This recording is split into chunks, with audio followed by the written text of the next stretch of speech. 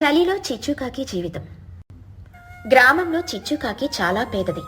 ఒక పాత పెంకుటింట్లో తన కొడుకు చిన్నుతో కలిసి ఉండేది. చిచ్చుకాకి పేదరికం అంటే అసహ్యం. సాయంత్రం 6 గంటలు. చిచ్చుకాకి తన పాత ఇంటి అరుగు మీద కూర్చొని ఆలోచిస్తోంది. ఎదురుగా మహిగ్రద్ద పెద్ద బంగ్లా కనిపిస్తోంది. చిచ్చుకాకి తనలో తాను, చిచ్చే, ఈ బతుకు ఒక బతికేనా? రోజు కూలి పని చేస్తే గాని గడవదు. ఆ ఎదురుగా ఉన్న మహిగ్రద్దను చూడు, మహారాణిలా బ్రతుకుతోంది. దానికి వయసు అయిపోతుంది. అయినా అంత ఆస్తి ఎందుకో? ఎలాగైనా ఆ బంగ్లాలో నేనుండాలి. ఆ ఆస్తి నాది కావాలి. అమ్మో, ఆకలిస్తుంది, అన్నం పెట్టు. ఆకరా సన్నాసి, నేను ఇక్కడ కోట్లు సంపాదించే ప్లాన్ వేస్తుంటే నీకు అన్నం గోలనా? విను, రేపటి నుండి మనం మహిగ్రద్ద ఇంట్లో పనికి చేరుతున్నాం. నువ్వు చాలా బుద్ధిమంతుల్లా నటించాలి. నేను ఆవిడకు సేవ చేసి నమ్మకం గెలుచుకుంటా. ఆ తర్వాత ఆస్తి మొత్తం నాది. అమ్మో, అది తప్పు కదా. వేరే వాళ్ళ ఆస్తి మనకెందుకు? మన కష్టంతో బతుకుతాం. నీకేం తెలీదు నోర్మై. కష్టపడితే కాయలు కాస్తాయి కానీ కాసులు రాలవు. తెలివి ఉండాలి. రేపే నా ప్లాన్ మొదలు. మరుసటి రోజు చిచ్చుకాకి మహిగ్రద్ద ఇంటికెళ్ళి కాళ్ళు పట్టుకుని బ్రతిమిలాడి పనిలో చేరింది. చాలా రోజులు నమ్మకంగా పనిచేసింది. ఒకరోజు మహిగ్రద్దకు జ్వరం వచ్చింది. అయ్యా మహిగారు, మీరెలా ఉంటే నా ప్రాణం విలవల్లాడిపోతుంది. మీ సొంత వాళ్ళు ఎవరో దగ్గర లేరు. ఆతోనే ఎప్పుడో సిటీకి వెళ్ళింది. మిమ్మల్ని చూసుకోవడానికి నేనున్నాను కదా. నిజమే చిచ్చు, నువ్వు సొంత చెల్లిలా సేవ చేస్తున్నావు. నీ రుణం ఎలా తీర్చుకోవాలో. రుణం ఎందుకులేండి. అన్నట్లు డాక్టర్ గారు మీ ఆరోగ్యం బాగాలేదన్నారు. ఆస్తి పత్రాల మీద చిన్న సంతకం పెడితే బ్యాంకు పనులు నేను చూసుకుంటాను. మీకు శ్రమ ఉండదు. అలాగే చిచ్చు, నీ మీద నాకు పూర్తి నమ్మకం ఉంది. ఎక్కడ సంతకం పెట్టాలి? అమాయకురాలైన మహి చిచ్చు తెచ్చిన పేపర్ల మీద సంతకం పెట్టింది. అవి ఆస్తి బదలాయింపు పత్రాలని ఆమెకు తెలియదు. చిచ్చుకాకి పేపర్లు తీసుకుని వికటంగా నవ్వుతూ, అయిపోయింది. ఇక ఈ ఆస్తి నాది, ఈ బంగ్లా నాది. మహిగారు సారీ, ఇక మీరు ఈ ఇంట్లో ఉండడానికి వీల్లేదు. ఇది నా ఇల్లు. మహిగ్రద్ద షాక్ అయ్యి, ఏంటి చిచ్చు, ఏం మాట్లాడుతున్నావు? ఇది నా ఇల్లు. కాదు కాదు, ఇంకా పేపర్లు, నీ వేలి ముద్రలు. చట్ట ప్రకారం ఇది నాది. Get out. చిచ్చుకాకి నిర్దాక్షిణంగా మహిని మెడ పట్టుకుని బయటికి గెంటేసింది. మహి ఏడ్చుకుంటూ ఊరి గుడిలో తలదాచుకుంది. చిచ్చుకాకి ఆ బంగ్లాలో దర్జాగా సెటిల్ అయింది. కొన్ని రోజులు గడిచే చిచ్చుకాకి ధనవంతురాలిగా ఊర్లో తిరుగుతుంది. అప్పుడే సిటీ నుండి తుని పిచ్చుకొచ్చింది. విషయం తెలుసుకుని రగిలిపోయింది. తుని పిచ్చుక చిచ్చు ఇంటికెళ్ళి గట్టిగా, చిచ్చు బయటికి రా. ఎంత ధైర్యం నీకు?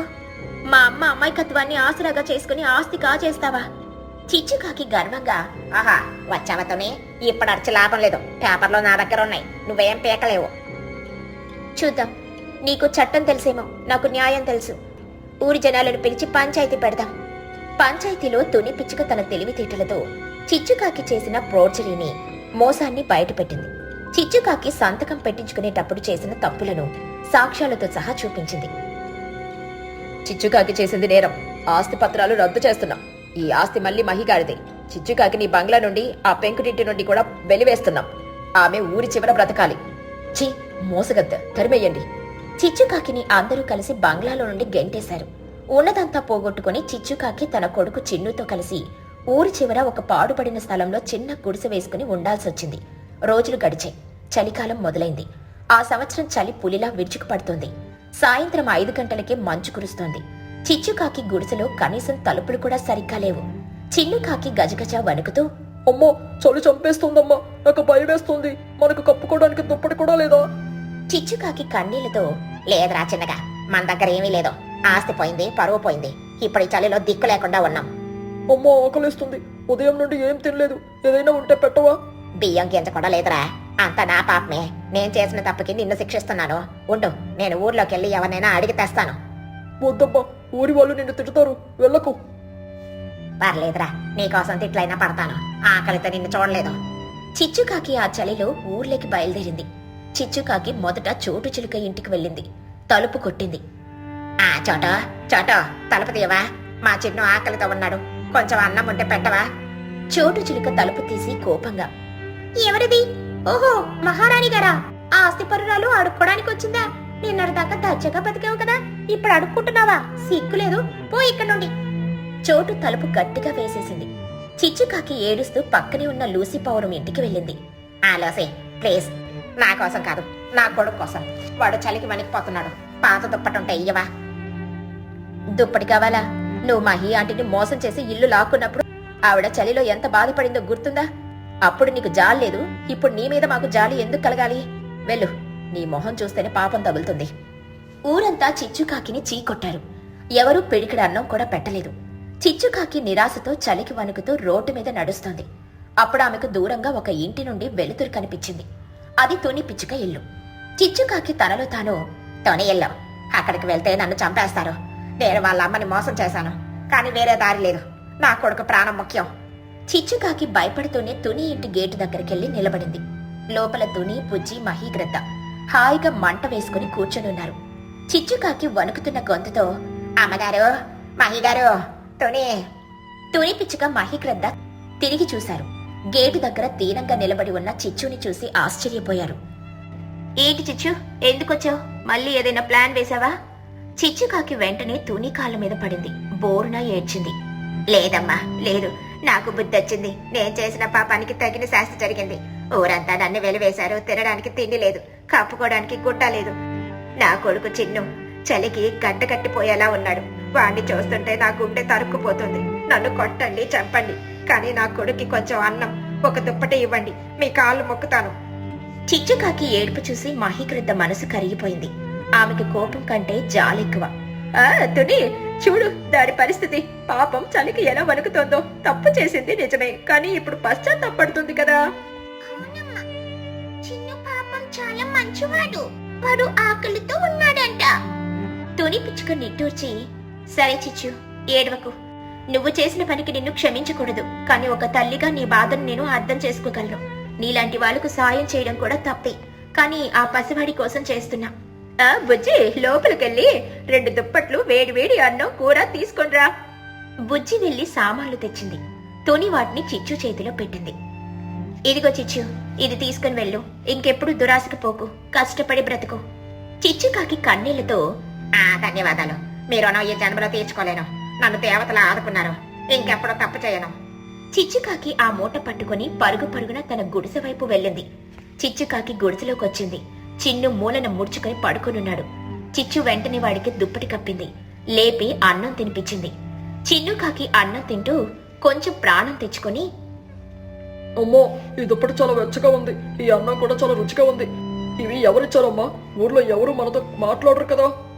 చిచ్చుకాకి తలదించుకొని, ఇవి మహి అమ్మగారు, తుని ఆంటీ ఇచ్చారా. చిన్నుకాకి షాక్ అయ్యి తినడం ఆపి, ఏంటి, మహి అమ్మగారు తుని ఆంటీనా? అవునరా.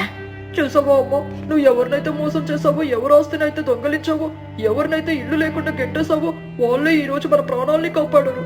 వాళ్ళ మనసు ఎంత గొప్పది, నీ మనసు ఎంత చిన్నది. చిచ్చుకాకి ఏడుస్తూ, నిజమేరా చిన్నుగా, నేను తప్పు చేశాను. అమ్మో, నువ్వు సంపాదించిన ఆస్తి మనకు ఆనందాన్ని ఇవ్వలేదు, కానీ వాళ్ళిచ్చిన ఈ దుప్పటి, ఈ పిడికడు అన్నం మనకు ప్రాణం పోసాయి. నేను నీకు ఎన్నిసార్లు చెప్పానా అమ్మా, తప్పు చేయొద్దు, పాపం తగులుతుంది అని. నువ్వు నా మాట విన్నావా? వినలేదు. అందుకే మనకు ఈ గతి పట్టింది. ఇప్పటికైనా మారమ్మా. కొడుకు మాటలో చిచ్చుకాకి గుండెల్లో గుచ్చుకున్నాయి. చిన్నపిల్లాడికి ఉన్న ధర్మం, నీతి తనకు లేకపోయింది అని కుమిలిపోయింది. నిజమేరా నాన్న, నేను రాక్షసిని. నా కళ్ళు మూసుకుపోయాయి. కానీ ఈ చలికాలం నాకు బుద్ధి చెప్పింది. ఆస్తి ముఖ్యం కాదు, మంచితనం ముఖ్యమని తెలిసింది. రేపటి నుండి నేను కష్టపడి పని చేస్తాను.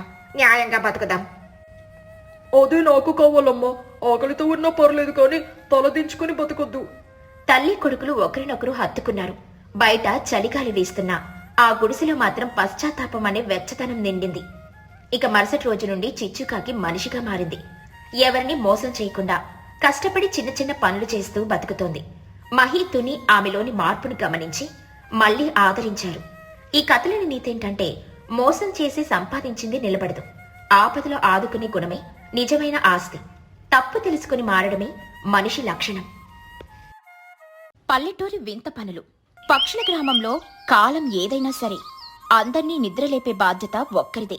అదే మన ఊరి కోడిపుంజు రంగడు. ప్రతిరోజు ఉదయం 4 గంటలకు కొక్కరొక్కో అని అరచి అందర్నీ లేపుతాడు.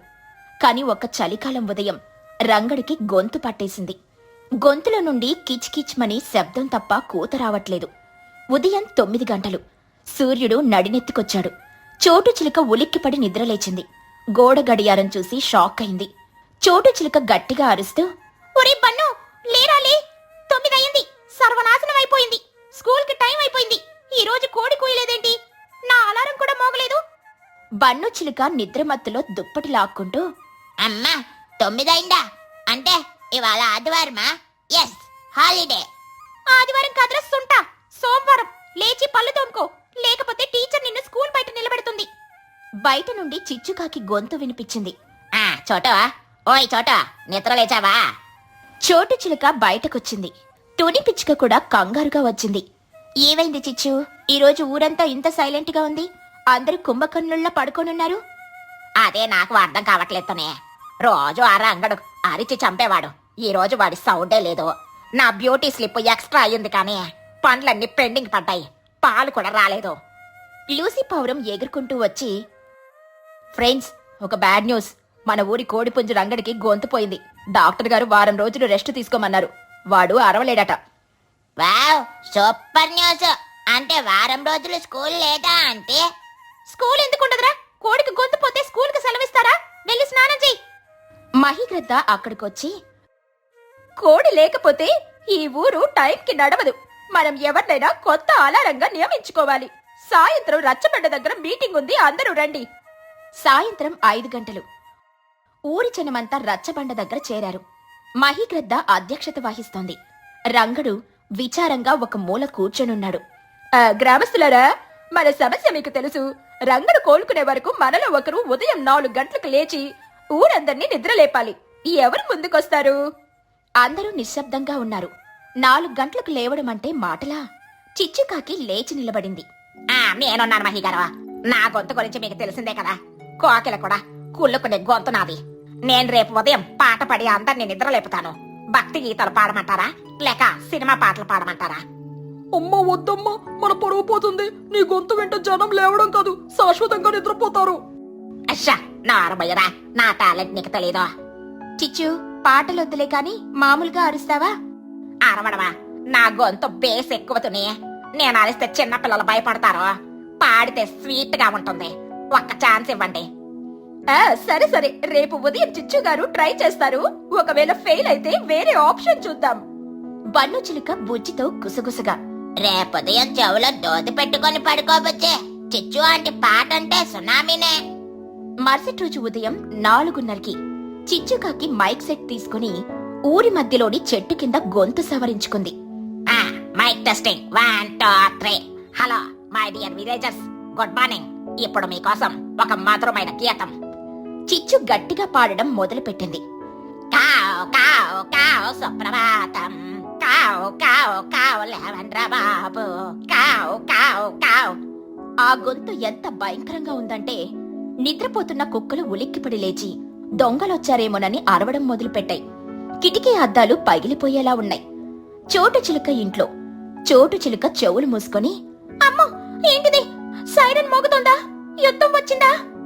అమ్మా, అది చిచ్చు ఆంటీ పాట. నా చెవులు రక్తం కాకుతున్నాయి. వెళ్ళి ఆపమని చెప్పు. తుని పిచ్చుక ఇంట్లో. ఇదేంటి కోడి కుట్లా లేదు, కాకి అరుపులా ఉంది. ఓహో, కాకి కదా. ఊరి జనమంతా బయటకొచ్చి రాళ్లు తీసుకుని చిచ్చు ఉన్న చెట్టు వైపు విసిరారు. ఆపవే నీ గోల, నిద్రపోనివ్వు. పొద్దున్నే నరకం చూపిస్తున్నావు. అయ్యా, నా శృతి తప్పిందా?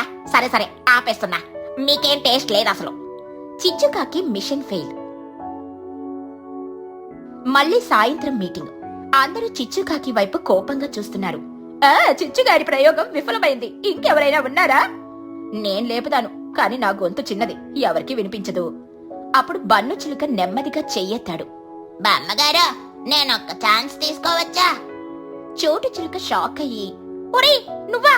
నువ్వు 8 గంటల వరకు నిద్రలేవు. నువ్వు ఊరిని లేపుతావా? కూర్చోరా బాబు, పరువు తీయకు. అమ్మా, నువ్వు నన్ను తక్కువ అంచనా వేస్తున్నావు. కోడెందుకు అరుస్తుంది? దానికి ఆకలేసి మనం ఎందుకు లేవాలి టిఫిన్ తినడానికి? నా దగ్గర ఒక సైకలాజికల్ ఐడియా ఉంది. నేను అరిస్తే చచ్చినోడు కూడా లేచి కూర్చుంటాడు. కానీ నాకు ఒక డిమాండ్ ఉంది. ఏంటి నీ డిమాండ్? నేను గనుక సక్సెస్ అయితే రోజు ఊర్లో ఎవరు ఏ టిఫిన్ చేసినా అందులో నాకు ఒక వాటర్ పంపించాల్సిందే. డీలోకేనా? వీడాశ తగలయ్యా. సరే, నువ్వు మమ్మల్ని లేపితే నీకు ఇడ్లీ దోశ అన్ని పంపిస్తాం. కానీ నువ్వు లేవగలవా? ఆ విషయం నాకు వదిలేయండి. రేపు ఉదయం 5 గంటలకు మ్యాజిక్ చూడండి. రాత్రి బన్ను పడుకోలేదు. వాడు తన ఫ్రెండ్స్ బుజ్జి చిన్నుని ఇంటికి పిలిపించుకున్నాడు. రేపు పొద్దున్నే లేవాలంటే ఈ రాత్రి పడుకోకూడదు. పడుకుంటే కుంభకర్ణుడే. సో మనం నైట్ అవుట్ చేద్దాం. మేమెందుకురా, మాకు నిద్ర వస్తుంది. మీరు నాకు సపోర్ట్ చేయాలి. రేపు నాకు వచ్చే టిఫిన్స్ లో మీకు కూడా షేర్ చేస్తా. ఓకేనా? షేర్ ఇస్తావా? అయితే ఓకే. ఏం చేద్దాం? మనం తినే పదార్థాల పేర్లు ప్రాక్టీస్ చేద్దాం. రేపు ఉదయం నేను అరిచేది అవే. ముగ్గురు రాత్రంతా మేల్కొని వీడియో గేమ్స్ ఆడుకుంటూ స్నాక్స్ తింటూ గడిపారు. బన్ను కళ్ళల్లో నిద్రున్నా ఫుడ్ మీద ఆశతో ఆపుకున్నాడు. ఉదయం 5 గంటలు. ఊరంతా నిశ్శబ్దంగా ఉంది. బన్ను చిలుక, బుజ్జి, చిన్ను కలిసి ఊరి మధ్యలో ఉన్న వాటర్ ట్యాంక్ పైకెక్కారు. బన్ను చేతిలో ఒక పాత రేకు డబ్బాలాగా ఉంది. చిన్న రెడీనా? నా గొంతు సవరించుకుంటున్నా. గొంతు సవరించుకుని 1 2 3. బన్ను ఊపిరి బిగబట్టి తన గొంతులోని నరాలన్నీ తెగేలా గట్టిగా అరిచాడు. ఇడ్లీ, వేడి వేడి ఇడ్లీ, సాంబార్, నెయ్యి దోశ, సాంబార్, గారెలు, పూరి, కొబ్బరి చట్నీ, అల్లం పచ్చడి. ఇడ్లీ, వేడి వేడి ఇడ్లీ, సాంబార్, నెయ్యి దోశ, గారెలు, పూరి, కొబ్బరి చట్నీ, అల్లం పచ్చడి. ఆ అరుపులు మామూలుగా లేవు. ఏదో పెద్ద హోటల్లో వెయిటర్ ఆర్డర్ తీసుకుంటున్నట్లు లేదా సంతలో కూరగాయలు అమ్మేవాడిలా వినబడుతున్నాయి. కానీ ఆ పేర్లు వినగానే ఊరి జనాల మెదడులో రియాక్షన్ స్టార్ట్ అయింది. తుని పిచ్చుక ఇంట్లో తుని నిద్రలో ఉంది. బన్ను అరుపు వినిపించింది. వేడి వేడి పూరి, ఆలు కుర్మా. తుని పిచ్చుక కలలో ఆహా పూరినా ఎక్కడా? ఉలిక్కిపడి లేచి అరే ఎవరో పూరీలు అమ్ముతున్నారు, లేవాలి, లేవకపోతే అయిపోతాయి అని గబగబా లేచి బయటికి పరిగెత్తింది. చిచ్చుకాకి ఇంట్లో మైసూర్ బోండా, అల్లం చట్నీ. చిచ్చుకాకి నిద్రమత్తులో బాండానా నా ఫేవరెట్. చిన్న డబ్బులివ్వ కొనుక్కొద్దాం. చిచ్చు కూడా కళ్ళు నులుముకుంటూ బయటకొచ్చింది. మహీగ్రద్ద ఇంట్లో చికెన్ బిర్యానీ, లెగ్ పీస్. పొద్దున్నే బిర్యానీనా? ఎవడ్రా వాడు అంత ఆఫర్ ఇస్తున్నాడు? లూసీ పద చూద్దాం. ఇలా ఊర్లో ఉన్న ప్రతి పక్షి బన్ను చెప్పిన ఏదో ఒక ఐటెం పేరు విని అది మా కోసమే టిఫిన్ సెంటర్ వచ్చింది అని అనుకుని ఆశగా ఆకలితో ఇళ్లలో నుండి బయటకు పరిగెత్తుకుంటూ వచ్చారు. అందరూ వాటర్ ట్యాంక్ దగ్గరకు చేరారు. అందరూ ట్యాంక్ కింద కుమికూడారు. ఎక్కడా ఇడ్లీ ఎక్కడా, పూరి ఎక్కడా అని అడుగుతున్నారు. పైన ఉన్న బన్ను, చిన్ను, బుజ్జి పగలబడి నవ్వుతున్నారు. బన్ను చిలుక పైనుండి గుడ్ మార్నింగ్ పక్షులారా, అందరూ లేచారా? బ్రష్ చేసుకున్నారా? ఒరే పండుగ, నువ్వు అరిచిందే ఇడ్లీ బండి రాలేదా? ఇడ్లీ బండి రాలేదా అంటే ఇది నా ఫుడ్ అలారం. కోడి పుంజు కుక్కరకో అంటే మీకు అర్థం కాదు. అదే ఇడ్లీ వడ అంటే టక్న లేస్తారు. చూసారా నా సైకాలజీ ఎలా పనిచేసిందో? అందరూ 5 గంటల 10 నిమిషాల కల్లా గ్రౌండ్ లో ఉన్నారు. ఊరి నీ వేషాలు కూల మా ఆకలిని క్యాష్ చేసుకున్నావరా నువ్వు? నిన్ను మహీగ్రద్ద నవ్వుతూ ఏదేమైనా బన్ను ఐడియా వర్కౌట్ అయింది. అందరూ టైంకి లేచాము. పైగా ఆ పేర్లు వినగానే ఆకలి వేసి నిద్రమత్తు వదిలిపోయింది. Bunnu you are great. Thank you బామ్మగారు. మరి నా డీల్ గుర్తుందా? ఇడ్లీ, దోశ, వడ అన్ని నా ఇంటికి రావాలి. వస్తాయి లేరా బాబు, మమ్మల్ని లేపినందుకు ఆ మాత్రం ఇవ్వాలి. సరే, అందరూ ఎవరి పనులకు వాళ్ళు చేసుకోండి. ఆ రోజు ఉదయం 8 గంటలు. బన్ను ఇంటి ముందు ఒక పెద్ద క్యూ ఉంది. తుని ఇడ్లీలు తెచ్చింది, చిచ్చు గారెలు తెచ్చింది, లూసీ చపాతీలు తెచ్చింది. బన్ను, చిన్ను, బుజ్జి కూర్చొని రాజుల్లా తింటున్నారు. ఒరే పనిక, నీ ఐడియా వల్ల మనకు ఫ్రీ బ్రేక్ఫాస్ట్ దొరికిందిరా. అవును, కానీ రేపేం అరుస్తావు? మళ్ళీ ఇవేనా? రేపు మెనూ మారుస్తా. పిజ్జా, బర్గర్, నూడిల్స్ అని అరుస్తా. అప్పుడు వెరైటీలు వస్తాయి. పక్కనున్న చోటు చిలుక తల పట్టుకుంది. ఊరంతా వీడికి వండి పెట్టడానికి సరిపోతుంది. అలా పన్నుగాడు ఆ ఊరి అధికారిక హ్యూమన్ అలారం అయిపోయాడు. కోడిపుంజు రంగడు కోలుకున్నా కూడా జనాలు బన్ను అరుపులకే అలవాటు పడిపోయారు. ఎందుకంటే కోడి కూత వింటే చిరాకొస్తుంది, కాని బన్ను కూత వింటే నోట్లో నీళ్లొస్తాయి. ఈ కథలోని నీతేంటంటే మనిషిని లేదా పక్షిని నిద్రలేపాలంటే వాడి బలహీనతను తట్టిలేపాలి. Smart work is better than hard work.